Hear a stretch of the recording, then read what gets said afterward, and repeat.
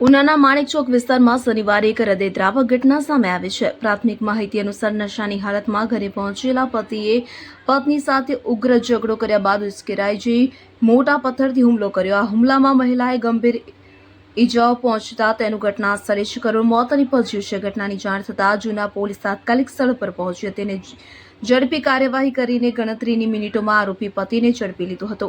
મૃતક મહિલાના મૃતદેહને પોસ્ટમોર્ટમ અર્થે ઉના સરકારી હોસ્પિટલ ખાતે ખસેડવામાં આવ્યો છે।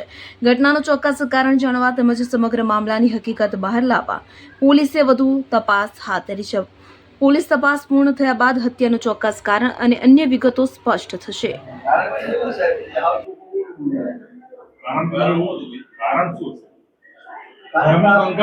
પૈસાનો કંકાસ થાય, કોઈ આડા સંબંધોનો કંકાસ થાય, આપણે આડા સંબંધ છે। હા, એમ ચોક પણ કે અમારે એક કારણ બતાવવું પડશે, બરાબર? આખો વિસ્તાર બહાર હોય બરાબર।